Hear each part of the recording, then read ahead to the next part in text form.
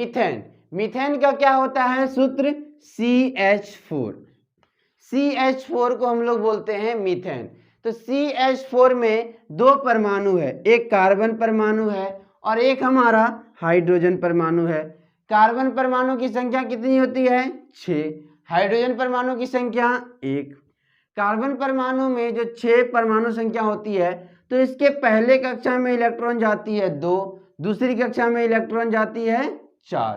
तो कैसे CH4 का हम लोग स्ट्रक्चर बनाएंगे यहाँ पर? तो देखिए, एक कार्बन परमाणु जिसके बाहरी कक्षा में 4 इलेक्ट्रॉन है और ये 4 हाइड्रोजन से मिला हुआ है, तो क्या होगा?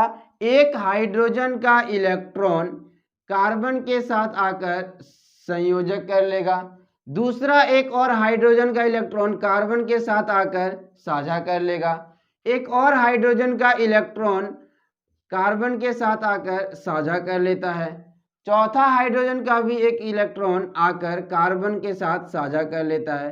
तो यहाँ पर क्या हो रहा है? हाइड्रोजन का एक इलेक्ट्रॉन साझा करने से, हाइड्रोजन का एक एक इलेक्ट्रॉन साझा करने से हाइड्रोजन के पास 2 इलेक्ट्रॉन हो जा रहे हैं, तो वो पूर्ण हो जा रहा है। तो कार्बन सभी को एक एक इलेक्ट्रॉन दे रहा है, तो चारों हाइड्रोजन से वो एक एक इलेक्ट्रॉन क्या करता है? ले लेता है।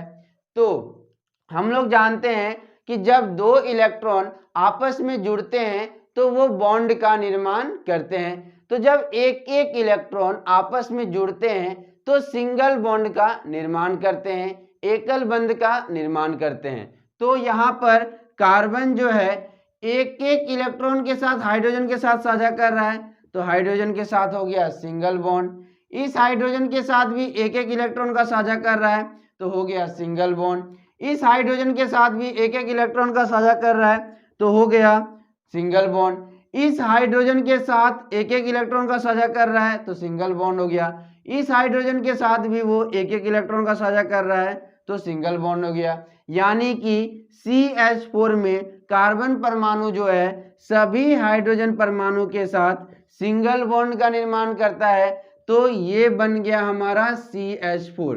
तो CH4 में सभी कार्बन के चारों ओर सिंगल बॉन्ड है, इसीलिए इसका नाम होता है मीथेन। इसका नाम हम लोग एल्केन के रूप में करते हैं क्योंकि इसमें क्या होता है? हमारे पास सिंगल बॉन्ड होता है कार्बन के पास। तो इस प्रकार मीथेन की संरचना बनाई जाती है।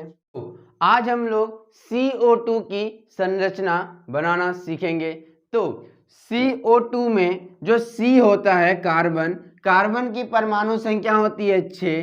तो पहली कक्षा में इसका 2 इलेक्ट्रॉन, दूसरी कक्षा में 4 इलेक्ट्रॉन। दूसरा हमारा इसमें होता है ऑक्सीजन परमाणु, इसकी परमाणु संख्या होती है 8, पहली कक्षा में 2 इलेक्ट्रॉन, दूसरी कक्षा में 6 इलेक्ट्रॉन।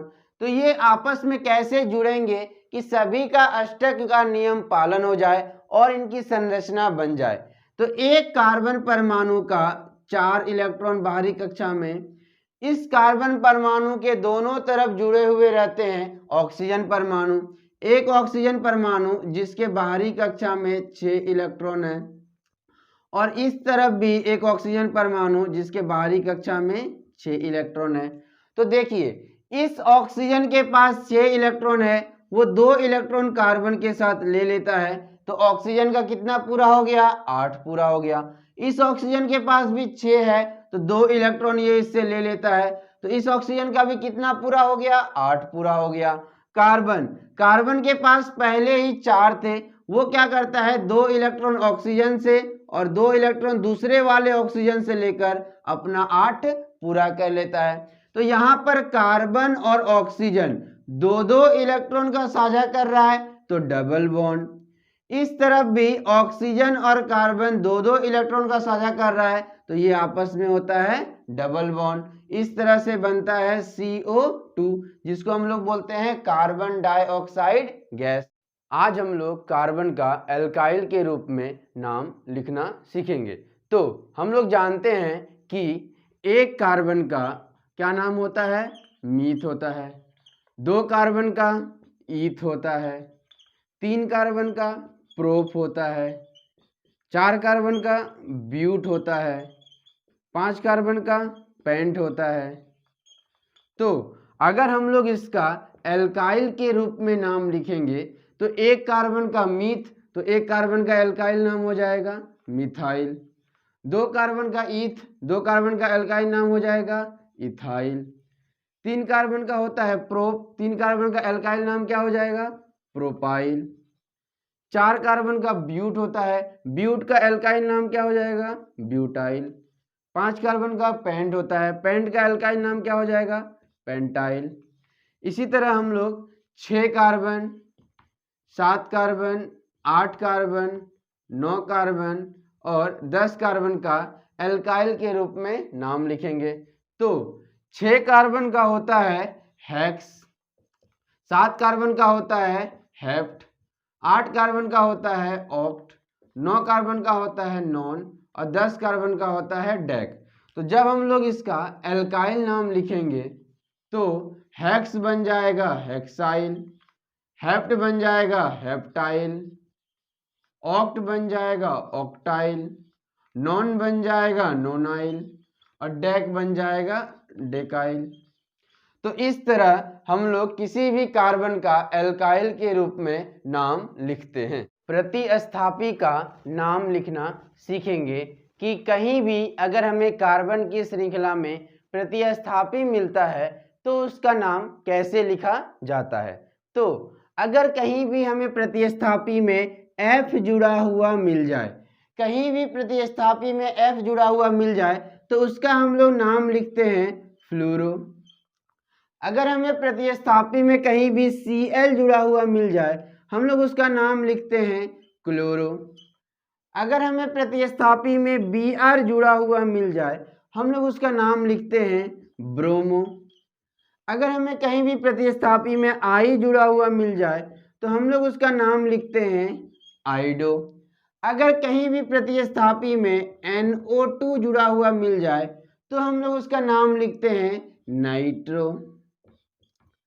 अगर कहीं भी हमें प्रतिस्थापी में CH3 जुड़ा हुआ मिल जाए तो हम लोग उसका नाम लिखते हैं मिथाइल।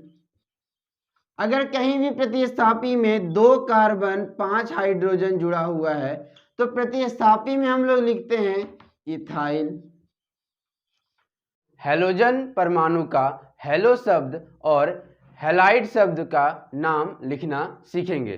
तो अगर हैलोजन परमाणु में फ्लोरीन है तो फ्लोरीन का हेलो शब्द हो जाता है फ्लूरो।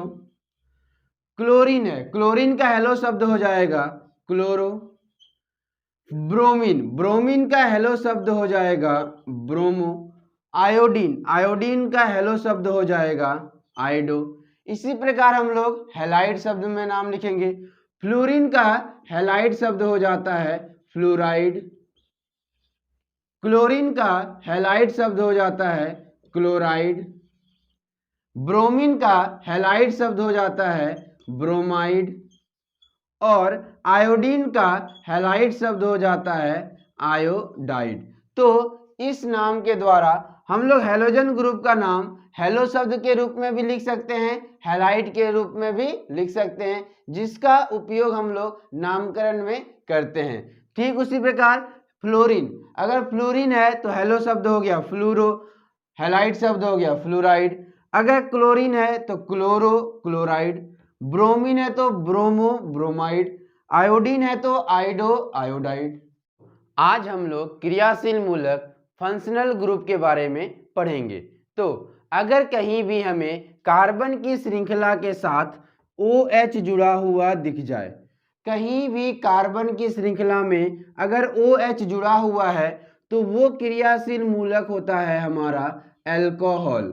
जैसे कि उदाहरण में CH3OH, यहाँ कार्बन की श्रृंखला में OH जुड़ा हुआ है, कार्बन की श्रृंखला में यहाँ OH जुड़ा हुआ है तो कौन सा क्रियाशील मूलक हो गया अल्कोहल।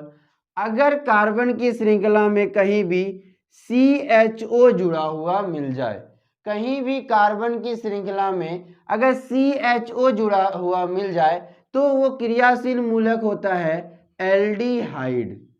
जैसे कि अगर हमें एग्जाम्पल में CH3CHO दिया हुआ है तो दिए हुए एग्जाम्पल में CHO जो है हमारा वो हमारा हो गया एल्डिहाइड क्रियात्मक समूह, OH जो हो गया अल्कोहल क्रियात्मक समूह।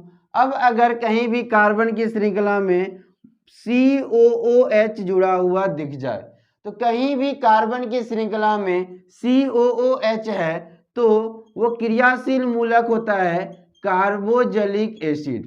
कौन सा क्रियाशील मूलक होता है? कार्बोजलिक एसिड। For example CH3COOH। यहाँ पर दिए हुए उदाहरण में COOH जुड़ा हुआ है कार्बन से, तो कौन सा क्रियाशील मूलक हो गया? कार्बोजलिक एसिड। अगर हमारे कार्बन की श्रृंखला में CN जुड़ा हुआ हो तो वो होता है साइनाइड। जैसे कि अगर कार्बन की श्रृंखला में CH3CN जुड़ा हुआ है तो दिए हुए उदाहरण में CN क्रियात्मक समूह जुड़ा हुआ है। कौन सा क्रियात्मक समूह ये होता है? साइनाइड। अगर कहीं भी हमारा NC जुड़ा हुआ रहे तो इसको हम लोग बोलते हैं आइसोसाइनाइड। आइसोसाइनाइड। जैसे कि एग्जाम्पल में CH3NC अगर जुड़ा हुआ है तो ये हो गया हमारा आइसोसाइनाइड। तो अगर कहीं भी कार्बन की श्रृंखला में OH जुड़ा हुआ दिख जाए तो अल्कोहल क्रियात्मक समूह, अगर CHO जुड़ा हुआ दिख जाए तो एल्डिहाइड क्रियात्मक समूह, अगर COOH जुड़ा हुआ मिल जाए तो कार्बोजलिक एसिड का क्रियात्मक समूह, अगर CN है तो साइनाइड का क्रियात्मक समूह, अगर NC है तो आइसोसाइनाइड का क्रियात्मक समूह, जिसका उदाहरण हम लोगों ने देखा। तो मिलते हैं ऐसे ही अगले वीडियो में। धन्यवाद। आबंध के प्रकार के बारे में पढ़ने वाले हैं कि किस किस प्रकार के आबंध होते हैं।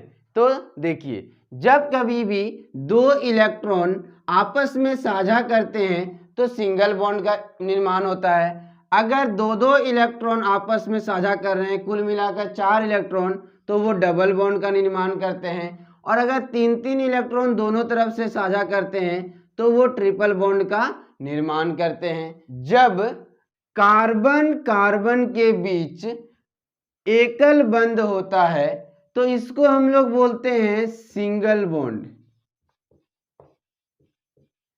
सिंगल बॉन्ड में दोनों कार्बन परमाणु एक एक इलेक्ट्रॉन का साझा करते हैं, यानी कि दोनों कार्बन का एक एक इलेक्ट्रॉन जब आपस में साझा करता है तो सिंगल बॉन्ड का निर्माण होता है, जिसको हम लोग बोलते हैं एकल बंध। जब कार्बन कार्बन के बीच में दो दो इलेक्ट्रॉन का साझा होता है तो इससे बनता है हमारा डबल बॉन्ड।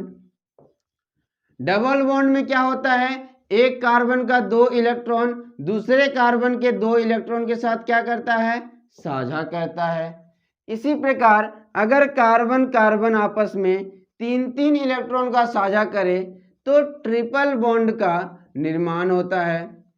ट्रिपल बॉन्ड में क्या होता है? एक कार्बन का 3 इलेक्ट्रॉन दूसरे कार्बन के 3 इलेक्ट्रॉन के साथ क्या करता है? साझा करता है। तो एक एक इलेक्ट्रॉन साझा करेगा तो सिंगल बॉन्ड, दो दो इलेक्ट्रॉन साझा करेगा तो डबल बॉन्ड, और 3-3 इलेक्ट्रॉन साझा करेगा तो ट्रिपल बॉन्ड। तो सिंगल बंध को हम लोग क्या बोलते हैं? एकल बंध। डबल बॉन्ड को क्या बोलते हैं? द्विबंध। और ट्रिपल बॉन्ड को हम लोग बोलते हैं त्रिबंध। तो हमारा जो आबंध है वो 3 प्रकार का होता है। कार्बन कार्बन के बीच जब एक एक इलेक्ट्रॉन का साझा हो, एकल बंध। कार्बन कार्बन के बीच जब दो दो इलेक्ट्रॉन का साझा हो, डबल बॉन्ड।